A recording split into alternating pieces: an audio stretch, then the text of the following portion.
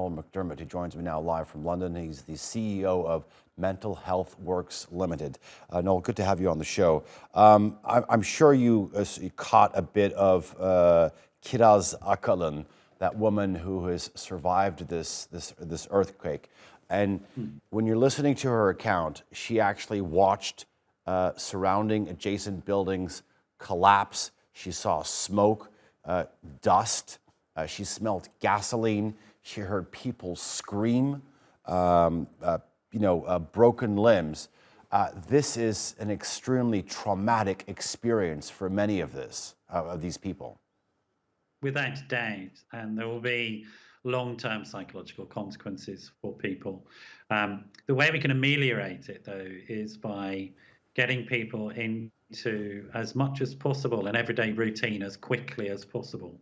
The longer people are left without shelter, lost without their role. So if you're a mum and dad, for example, not being able to care for your children, if you had a market stall, if you had work, not being able to do those things, the longer that goes on, the deeper the psychological damage. So as much as possible, we need to support the aid agencies in getting some semblance of normality into people's lives. So for example, with children, we have to get schools up and running, even if that's in a tent.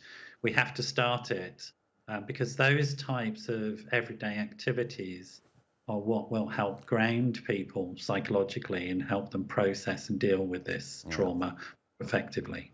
No, you say that it's extremely important for these affected people, these survivors, to get back to some sense of normalcy, to their normal routine as quickly as possible, but that's going to be extremely difficult, and I'll tell you why.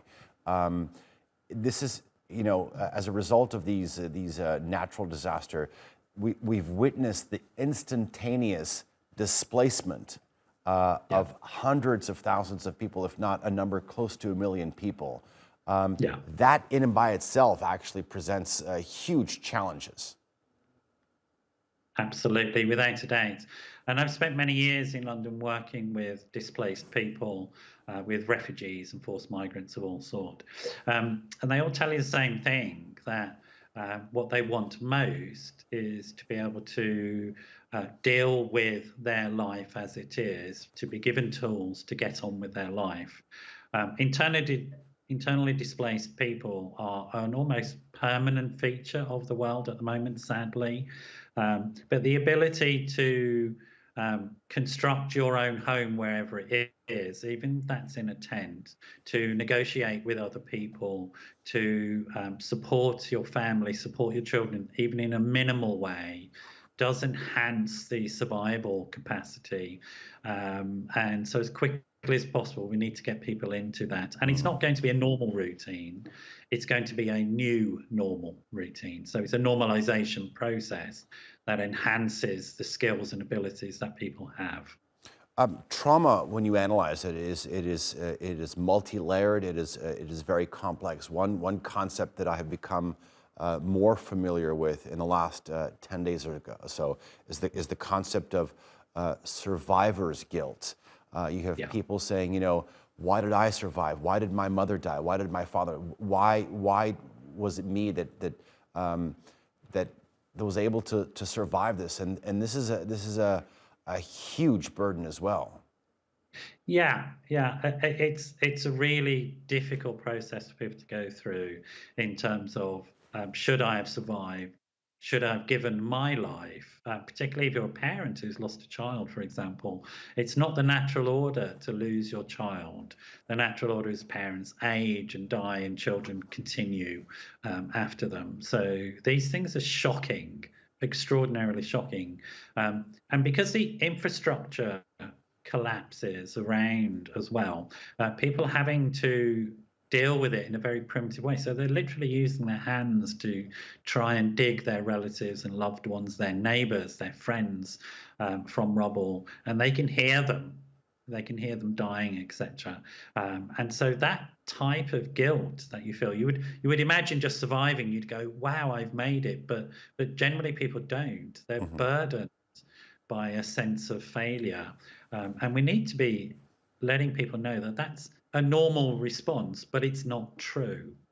It's not true. They are amazing for having survived, and they become extraordinary resources to their community, and they can help other people. So as soon as we can get people into collective action, the survivors, they will naturally start to help each other and begin to heal from some of those wounds. A lot of these people, without a doubt, are experiencing some type of fear in terms of going back into an enclosed space. I mean, especially given the fact that the region is still continuing to experience extended periods of seismic activity. I think the last time I checked it, there was in excess of 2,500 aftershocks. This has got to be nerve-wracking. I mean, the fact that you've survived an earthquake, you're out there braving the elements, whether it's freezing temperatures, lack of shelter, and then you have to sort of deal with the idea of actually, all right, if I want to go inside, is it safe? Every time there's a minor tremor, the floodgates of this nightmare just open up.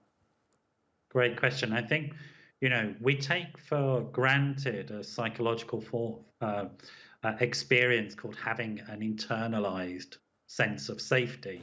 We absolutely take that for granted. And that internalized sense of safety, which we get from our love relationships, the people who love us, the stability of those relationships, is absolutely fundamental for everything we do in the world. And when that's taken away from us, it's incredibly traumatic and incredibly disturbing, and then the ongoing aftershocks, etc. But there is a really important work to do, and I can't stress enough the idea of bringing in routine into people's lives. It's routine that fundamentally tells us that safety can be achieved again. And achieving safety is a psychological as well as a physiological thing. There's a thing called the hierarchy of needs. We need to deal with those base needs: housing, water, food, but also getting people together in groups to support each other and work towards each other. Because fundamentally, psychologically, we develop this sense of safety from our interpersonal relationships.